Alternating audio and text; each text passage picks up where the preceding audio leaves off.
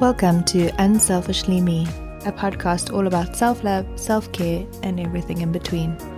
I'm Jane, a personal trainer with a focus on self-love. Each week, we'll be chatting to someone about their self-love journey, how long it took, and what it took to get there. Today, we are speaking to Gord Reid, otherwise known as Lucky Gordy, or as I like to call him, the Mayor of Durban, because he is everywhere. He's also a really good businessman, an entrepreneur. He raises funds for the Chalk kids, so you might have seen him competing in a cow suit on an ice cream bike, which weighs I think like 60 kgs or something, swimming the mid-mile mile in cow print. He's really passionate about raising funds for Chalk, and I'd say he's mostly known for that, but he's also a dad of two beautiful girls, and that's why I wanted to speak to him today to find out a little bit about self-love and self-care and what it means for him, but also what it means when you're raising daughters. So I'm really excited to talk to him today. So here to talk about his self-love, self-care, and self-everything journey is Gord. Welcome, Gord. I'm so excited to have you because you are the first male, and maybe the only male that I ever have, who knows, and such a good friend, and everyone on social media just loves you, so I'm so excited to chat to you today. Thank you very much for having me. Honoured to be the first male, and hopefully only male. I know. No one else is allowed. So I just want you to tell everyone about yourself. I'm a proud Durbanite, father of two beautiful girls, and married to Simone. We met 22 years ago, my wife and I. I'm an entrepreneur and a partner in a print business, a digital agency, and then I've also just recently started an events company. Class myself as highly functioning ADHD lunatic, aeroplane crash survivor, eternal optimist, beer appreciator, philanthropist, and hater of cancer. Love it. So tell us, what does self-love mean to you? For me, and I had to think about this, to be quite honest with you, it really means putting yourself first. You know, finding those tiny little nuances, those tiny little activities that make you feel positive. Life is relentless, so we have to make time for ourselves and make time for exercise. Exercise is a great part of my self-love and keeping myself sound body and mind. You know, your physical well-being as well as your mental well-being are all part of self-love and keeping yourself sane. And like I say, because life is relentless, you really do need to focus on this area to make sure keeping yourself sane. I totally agree, obviously, with my job being in wellness and fitness, and I think everyone can benefit from that. What has your self-love journey looked like?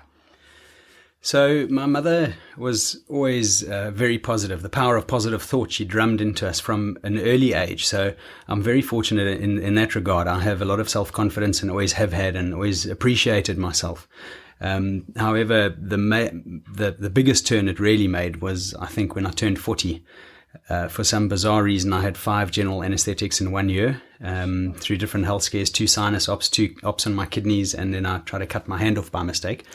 So I ended up in hospital there too. So I decided really this is time for a healthy midlife crisis and turn it around and do some crazy things. At that stage, I signed up to do a half Ironman, and 6 months later I went and did it. So my self-love has included a lot of different sports and challenges, pushing myself, pushing my boundaries to try and push myself and be the best person that I can. Being a parent, self-love also means showing my kids how to be healthy and push them into healthy lifestyles and appreciation for themselves and their bodies. My wife always says to my girls, be the flower on the hill, which I asked her about. I said, what do you mean by that? And she said, it's respect for yourself. Don't sell yourself short, L'Oreal, because you're worth it. Sort of push yourself, or don't be the flower in the field that's easy to get to. Be the flower up on the hill that is hard to get to, and that's self-appreciation and self-love. I love that. I'm going to steal that. What was your school experience like with other kids and bullying? Like, I was bullied. I think everyone has had like a little bit of a bullying in some way. So what was your schooling like and your bullying experience? My schooling experience was actually great. I don't have bad memories, but again, I think it's the optimism, the eternal optimist, and not remembering the bad. I remember being friends with everyone, which I think made a big difference. I didn't go with one group or the other group. I was basically friends with everyone. We were in Bloemfontein at school, unfortunately or fortunately. My mother loved it when the bigger rebel or more mischievous I was. She really, really loved it. She didn't really enjoy being in Bloemfontein. So I think that also goaded us into getting out there and going against the grain and not necessarily conforming to the norm. And if people bullied you, it didn't really bug me because I was my own person and had that confidence. So I wasn't really bullied. We did have a great class though. I do count myself fortunate for going to school in Bloemfontein. So I didn't have a bad experience, thank goodness. Although I find it quite bizarre because one of my brothers did have a bad experience and the other brother was much like me and had a great experience. Sure. So the same upbringing, but two completely different takes on it. And I give that all to the power of positive thought. Yeah, definitely. I think that in life in general, whatever you give it like attention to, that's where your energy goes. So that's exactly it. If you're positive and you're not giving out those vibes, then obviously the people around you aren't, you're not an easy target as well. I don't think I would mess with you anyway. And also sport, if you take part in sport and stuff at school, generally you don't really get bullied in those ways. Next question, what self-love practices do you do each day? So Grant Gavin, who many of you might know from Durban and probably someone that also needs to be interviewed on this platform, convinced me to start writing a gratitude journal. Again, looking at the positives, forgetting about the negatives. Being in sales in the UK, also looked at wins, learns and changes. So if you're in sales or in any career, I think you need to look at what wins you made that day, what changes you made and where you failed, or not failed, where you learned. Sorry, wins, learns and changes. So the gratitude journal is a fantastic way of seeing what's going right in your life. And the more positivity you've got in your life, the more you're going to see the positives and the more you're going to aim for them. And it is going to become your being. So loving the good I'm creating at the moment, also in my events company that I've just started, which aims to give back. I've been a cow for 6 years and the committee and I have raised around 5 million rand in the last 6 years for childhood cancer, which is phenomenal. We've started an amazing wave there. And that's what's prompted me to start my events company. So we're going to run events specifically to raise money for the needy. And that gives me a whole lot of purpose and drive. And then also it is self-love. You're helping out, you're paying back, you're meeting incredible people. It's all got to do with this power of positive thought. The more positive people you surround yourself with, the better you're going to become. So that's really the self-love that I practice every day. Try not to surround yourself with mood hoovers. If there is a mood hoover in the house, and whether it's a mood hoover will suck the good mood out of any room. Run away from that. Even if it is a family member, often at family get-togethers, someone will start lamenting and carrying on about something. I'll just turn around and walk away. You can't. Politics in this country, different story. We've got no control over it, so that doesn't help moaning about it. It's going to get you down. It's going to make you a negative person. So run away from it and look for the positive in every situation. I love that. So you are a dad. How has becoming a dad of 2 girls changed you? When you're expecting kids, everyone says to you that every single aspect of your life is about to change. Jane, when I say to you, every single aspect of your life is about to change. It's the toughest thing you'll ever do, but it's also the most rewarding thing that you'll ever do. I really didn't believe that every single aspect of my life was going to change, but it has. My girls are now 15 and 12, or almost 15 and 12, and girls are the best, Jane, as you are about to experience. My girls gave me an amazing appreciation of how lucky my life has been. We watch programs where abductions, abuse, all sorts of things have happened to people. I've had the most amazing upbringing, and that is what I want to give to my girls and make sure that they have the best in their lives and see all the good in it. There's a lot of good in life. We can lament on the negatives, but it's easier to look for the positives. They've also taught me unconditional love, dedication, appreciation. Really, really special having girls, especially being brought up with brothers and beating the shit out of each other to settle an argument, and now having girls and having to negotiate and use your words, communicate and listen. Awesome. What is the most difficult part about raising girls to love themselves and their bodies, especially like in this day and age? Yeah, another complete minefield. I'm very fortunate. My wife has been instrumental in giving my girls confidence too. Someone is amazing with them and teaching me how not to point out bad eating habits, to look at the positives, not to sort of say, oh, sure, but you really need that next donut. At the end of the day, they're kids.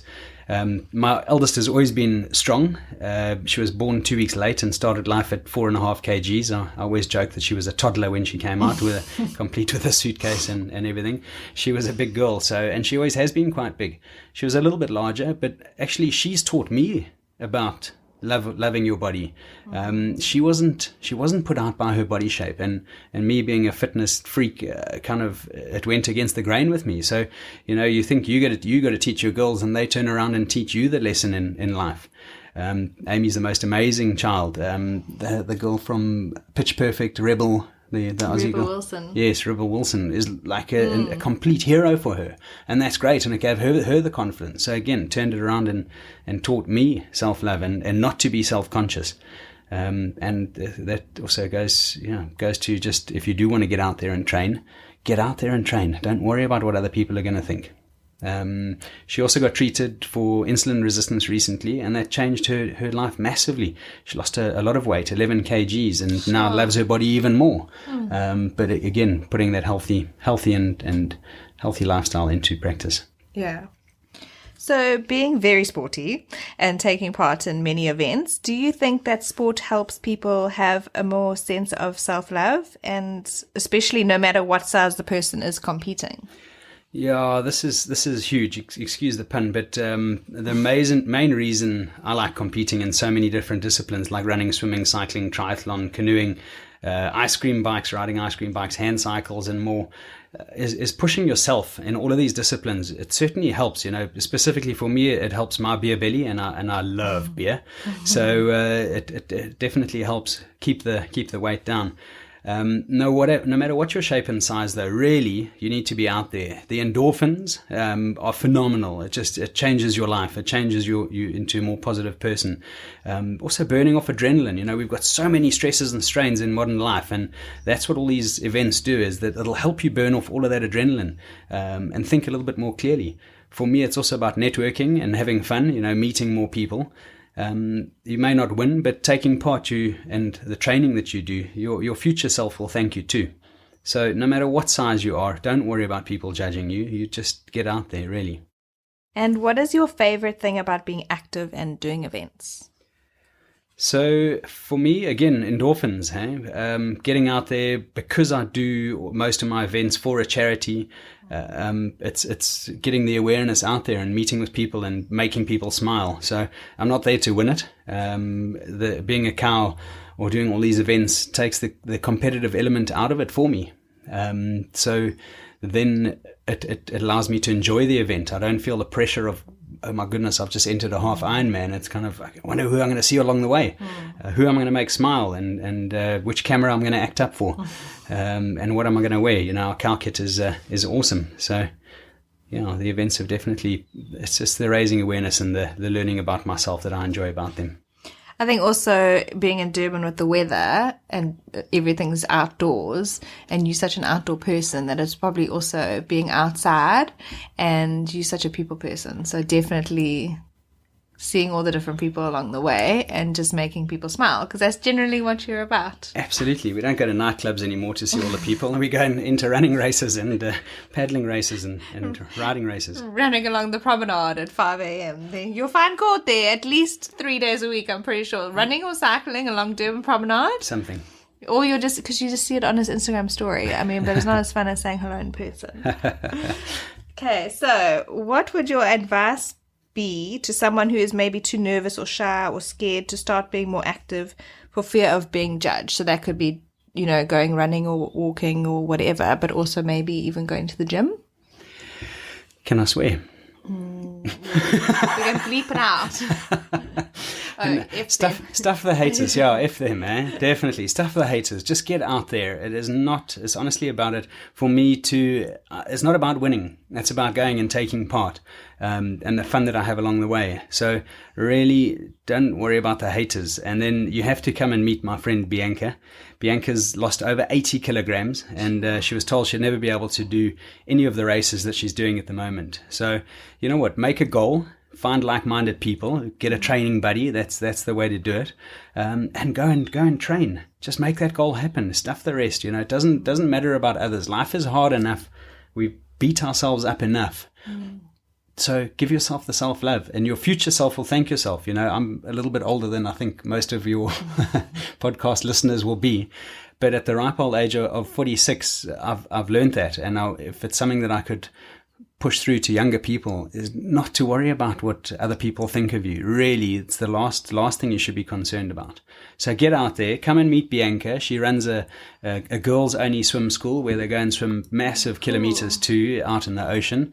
And she entered half Ironman recently. Unfortunately, I think a big day game nerves got hold of her, and she missed the swim cutoff by 18 seconds. Oh. But you know what? She'll be back. Eh? Yeah. She was down on the day, and a lot of us got behind her and said, "Don't worry about it." I mean, she's incredible, and she doesn't give a stuff what anyone thinks of her in her spandex going along the beachfront. And that's the right attitude. At the end of the day, even if you are in your spandex wobbling along the beachfront, you're still beating everyone on the couch. So yes. You're a winner. Just keep it up. I also think that maybe people shouldn't be so worried about making a body goal. Rather just have your goal to be moving every day. So maybe like make a 30-minute 5-day-a-week goal, whether it's walking or whatever. I did an Instagram post recently.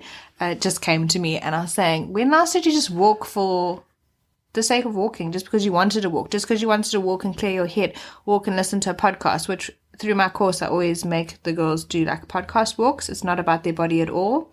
So it's just about clearing your head and actually making time for yourself and doing something you enjoy. So I think don't make a body goal, which I think too many people join the gym and they make a body goal. I need to lose 5 kgs by this date. Instead of doing that, just make your goal, I just want to move more.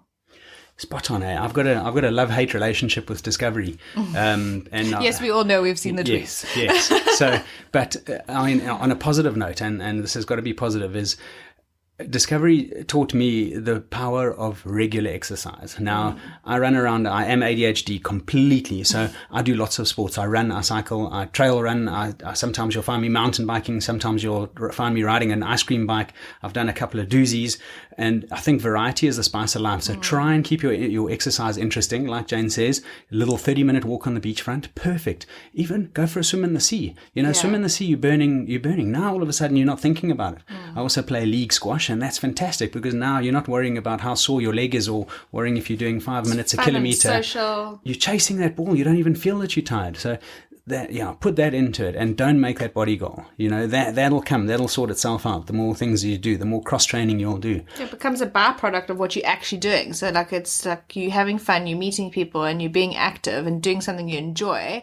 Like if you like Zumba, go and do Zumba. For sure. Like, do something you love. That's what I think people overcomplicate fitness way too much. Like, just go and do something and find something that you enjoy, and then it becomes like this exciting thing that you're doing every day instead of a chore. Spot on. So, yeah, power to Discovery, although we're fighting at the moment, but they've taught me, that regular exercise. Consistency. Yeah. There we go. Amazing. Okay, what would you like to see more of in the world right now? Big one, tolerance. Empathy. Yes. Love. Tolerance is a big one for me at the moment, with social media, and social media has been a great part of my self-love too, and appreciation is finding an audience of people, like-minded people who enjoy you. So tolerance goes against all the keyboard warriors. Those are the guys that we don't need to listen to and we don't need to give the airtime to. So tolerance massively. Let's understand each other. There's so many different makeups in this world. Learn about your Muslim friends, learn about Ramadan and what it means to them and why they do it, and tolerance and understanding of them. Empathy, you haven't got a clue what someone went through, what someone is going through that day. They might have just lost their parents. I think that's part of my journey too. I've lost both my parents, and I just want to make every single day count, because we might die young. We've both lost a close friend, and you've got to be empathetic towards that person's journey and what they're going through, and that'll make you a better person too. And then just love for one another. I think Bob Marley said it best in all of his songs. We need to feel a lot more love for each other. Definitely. So where can people connect with you on social media? Twitter is Lucky Gordy, Instagram Lucky Gordy _ Facebook Gord Reid, and then I've also got Get Hands On events there, and on LinkedIn. Awesome. And I'll share all of that in the show notes as well, so people can just click and tag you. And also, if you want to support Gord, he is always doing fundraising for CHOC, so I'll put a link for that as well. Is there anything else that you want anyone else to know? No, but get out there, come and exercise. The cows has been instrumental for me. When I had my healthy midlife crisis, it was something that drove me. I saw a friend of mine in Joburg who's sadly since passed away from cancer, but I saw her cycling in a cow suit, and I thought, well, that looks like fun. So it takes the competitive element out of it. It kind of joins you with like-minded crazy people. You end up doing it for a good cause, and get out there. So come and join the cows and raise some money for us. Yes, definitely. If you guys want to do any of you do the mile, you do so many different things, and they're always doing these active events, and you get to wear, I still want mine. I want a little little cow tri-suit. It's so cute. They have the most amazing outfits, and it's just such a cool team vibe to raise funds for CHOC. So I'll put all the information here as well so that you guys can get involved. But thank you for being my first male. Thank you very much for having me. So happy to have you. And just to also get a dad's point of view, especially a dad of girls, because I think self-love right now is such an important thing for girls and men but especially raising girls. I think it's so hard with the media right now. But luckily with the body. Men are trash. Yeah. Basically. Yeah. It's a whole nother podcast. There's a whole nother one going with that. But with the whole body positive movement right now, we are also lucky with that aspect coming through. But it's just so nice to get a dad's point of view with raising girls as well. So thank you, Gord. And I will see you guys next week. Thanks for listening to Unselfishly Me. Follow us on Instagram at unselfishlyme and check out our website www.unselfishlyme.com.